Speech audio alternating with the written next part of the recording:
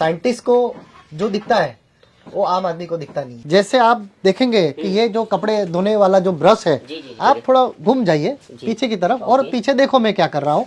आपको पता चलता है मैं ब्रश घुमा रहा हूँ। हाँ। अभी ये क्या घुमा रहा हूँ? मेरा हाथ। हाँ। फिर से देखो ये क्या है? ब्रश। फिर से देखो ये क्या है? हाथ। ठीक है, हाँ। पता चल गया। बिल्कुल। ये क्या है? हाथ। ये क्या है? ब्रश। उधर देखो क्या है? ब्रश। ब्रश। देखो पीछे देखो, ये तो हाथ है। अच्छा। तो विज्ञान सीखने जाते कोई भी चीज, हम फिल्म देखने जाते हैं तो भी मजा आनी चाहिए। हाँ। तो ये फन पार्ट जब तक हम नहीं डालेंगे तब तक विज्ञान अच्छी तरह से सीख नहीं सकेंगे। तो ये मुझे क्या सिखाना था आपको? तो हमारी अलग अलग जो सेंसेस है, जैसे आँख क्या काम करती है? देखने का। नाक क्या काम करती है? महक, सूंघना, कान, सुनना, टंग, टेस्ट। नंबर्स ऑफ सेंसर सबसे ज्यादा अपनी बॉडी में कहाँ होते हैं, ये मुझे आपको सिखाना है। जैसे एक छोटा सा खिलौना, हाँ। जिसका आप शेप देखेंगे तो एक क्वेश्चन मार्क है, हाँ। है ना? ये हाँ। क्वेश्चन मार्क है। तो सर मेरे पास आ जाओ ओके। और इसको आप उंगली पे बैलेंस करके मुझे दिखाओ। ये तो पॉसिबल नहीं है ना। अरे सर ट्राई तो करो। तो आपने जो कहा बिल्कुल सही है कि पॉसिबल बिल्कुल नहीं है। क्यों हाँ। पॉसिबल नहीं है? तो आप देखेंगे, आप देख के पता चल जाता है कि यहाँ पे वजन ज्यादा है। लेकिन एक आम आदमी जिसको जो साइंस के उनका कोई लेना देना नहीं है, वो तो यही देख के बताएगा मेरे हिसाब से कि भाई ये वजन ज्यादा है, वजन ज्यादा है बस और गिर जाता है। हाँ। आम आदमी तो यही बोलेगा। तो हम क्या करते हैं सर कि आपने कहा कि यहाँ पे वजन इतना ज्यादा है, तो वही जगह पे हम इतना सारा वजन और ऐड करते हैं। ओके। ठीक है, चलो लाओ उंगली। साइंटिस्ट को जो दिखता है वो आम आदमी को दिखता नहीं है। अरे ये कैसे रुक गया? तो अगेन आश्चर्य। हाँ। मैंने कहा ना कि एक्सपेरिमेंट करने में मजा आनी चाहिए। लोगों को एकदम आश्चर्य होना चाहिए, ये कैसे हो गया? हाँ, ये कैसे हुआ? और ये क्योंकि जब- ऑलरेडी इसमें वजन इतना ज्यादा है और हाँ, ऊपर से आपने वो और डाल जब दिया। सवाल खड़े हो गए तब वो सीखने की प्रक्रिया शुरू कर देते हैं। आपको ऐसा लगता है कि यहाँ पे वजन बढ़ गया है, हाँ। लेकिन आप एक काल्पनिक रेखा नीचे की तरफ एक्सटेंड करो, एक काल्पनिक रेखा, तो आपको बेल्ट का आधा भाग यहाँ पे इधर दिखाई देगा। देखो मैं यहाँ उंगली एक्सटेंड करता हूँ तो देखो हाँ, मेटल पार्ट वगैरह सब इधर आता है। नीचे वाला हिस्सा इधर, जैसे नीचे चल रहा है वैसे वैसे हिस्सा इधर चल रहा है। तो मतलब क्या है कि वजन ऐसे विजुअली लगता है कि यहाँ पे ज्यादा है, लेकिन वजन दोनों तरफ बैलेंस हो गया है। ओके। और इसको कहते हैं सेंटर ऑफ मास या तो सेंटर ऑफ ग्रेविटी। हाँ। जैसे मेरे पास एक बड़ी प्लास्टिक की बैग है ना, बहुत बड़ी बैग है।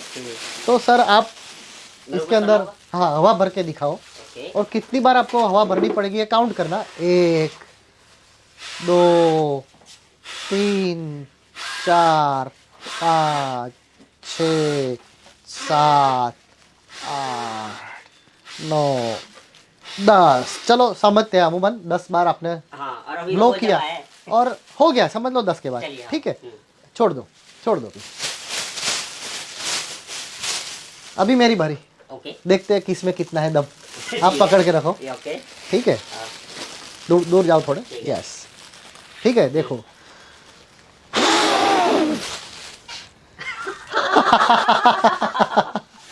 एक बार में काम हो गया। एक ही बार में काम हो गया। तो ये कोई जादू नहीं है, चमत्कार नहीं है, साइंस है। देखो आपने क्या किया, आपने ये जो थैली है बिल्कुल मुंह के पास लगा दी, यानी आपके मुंह में से जितनी हवा आई वो ही अंदर गई। मैंने क्या किया, थोड़ा मैं दूर ले गया और मैंने जोर से फूंक लगाई।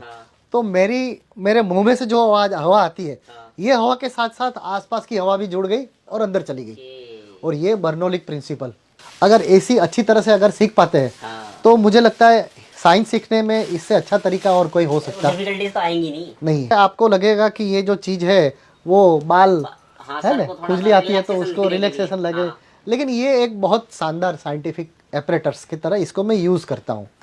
ठीक है, आपने सुना होगा विज्ञान में एक कॉन्सेप्ट है जिनका नाम रेजोनेंस है।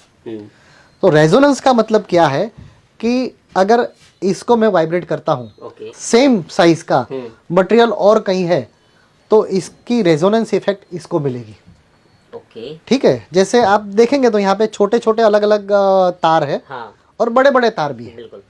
तो मैं क्या करता हूँ, बड़ा वाला कोई भी एक तार को डिस्टर्ब करूंगा तो सारे बड़े वाले तार हिल रहे हैं।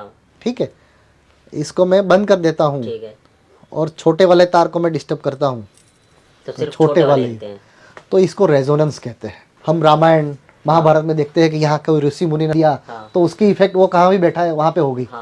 वो कैसे हो गई कि यहाँ पे जो थे उनको उनकी फ्रीक्वेंसी क्या है वो पता था, और इसी तरह की फ्रीक्वेंसी जनरेट होती है तो सिर्फ उसको ही होता है और किसी को नहीं। हाँ ठीक है ना। तो आप देखो कि ये जो हमारा साइंस, इतने जो बड़े बड़े जो राज है, इतनी छोटी छोटी चीज़ों से हमें सिखाना है तो भी हम सीख सकते हैं।